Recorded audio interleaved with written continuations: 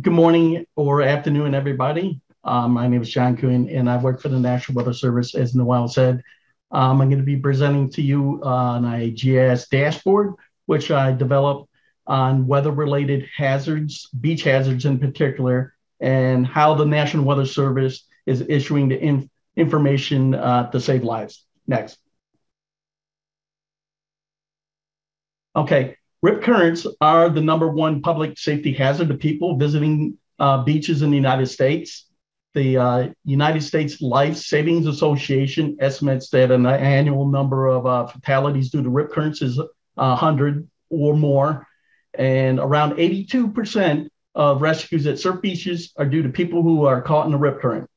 Other hazards are included within the dashboard, which contribute to numerous drownings each year.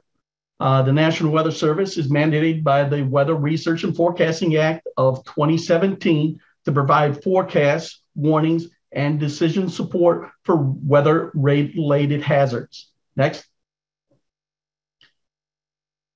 Surf drownings information was obtained from 2010 to 2021 from the National Weather Service Storm Data Archive, which includes rip currents, high surf, and sneakerways.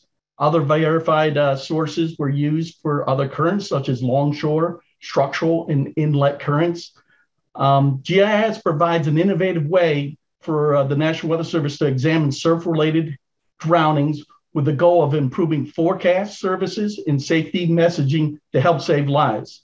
So what I did is I took all the information there, put it into a CSV format, and uploaded it into GIS Pro.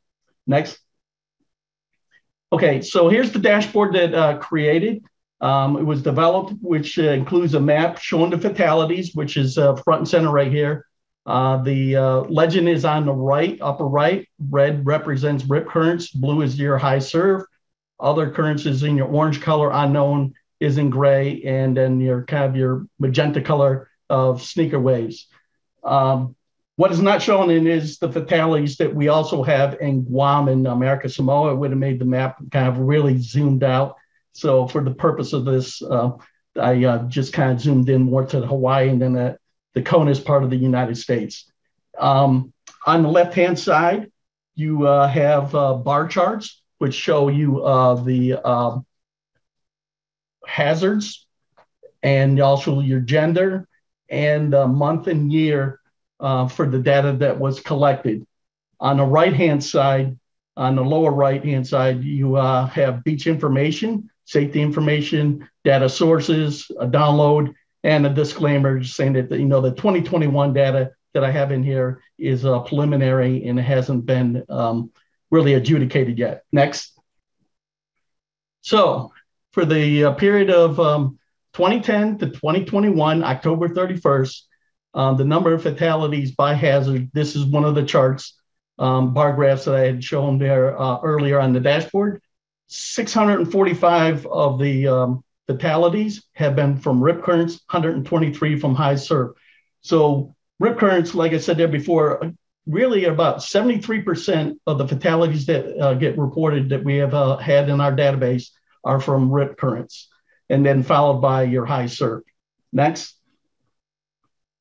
Okay, the number of fatalities by month is shown here for the 2010 to 2021. As you can see, every month of the year, there is surf zone fatalities. June and July are our biggest months with 137 for both months. You're looking at also, May is another kind of big month because of you got spring breakers going down into the Florida kind of area.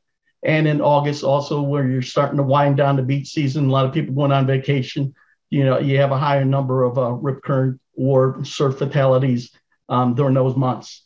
Okay, next slide. Number of fatalities by year. You kind of looking at this, it shows that the number of fatality share is variable from 2010 to 2021. What you also can see this is from 2010 to 2015, that the average drowning was around 56. But then if you go from 2016 to 2021, you're looking at about the average fatalities about 86. One explanation for this is that we have gotten better as far as reporting coming into the National Weather Service as far as surf-related drownings. Another thing you can see from this graph is from 2021. Humongous really jump in our fatalities that have occurred. One reasoning I think we can kind of somewhat assume from this is that with all the lockdowns from COVID-19, that a lot of people went on vacation a lot more, and they just wanted to get out and go to the beach. And then we end up seeing a big spike in as far as the fatalities. So this is the first year as far as our database that we've had over 100 fatalities in a single year. Next. Okay, here's another interesting good stat. Males by far are the riskiest people. So we're looking at 750 fatalities that have occurred from males. So that's about 86% of fatalities that have occurred in the surf zone are males. And then you followed by 118 females. And we do have some where we didn't get a classification as whether it was a male or female. Next. Fatalities by age. This is your 11 to 30-year-olds are our biggest kind of area where we're seeing fatalities.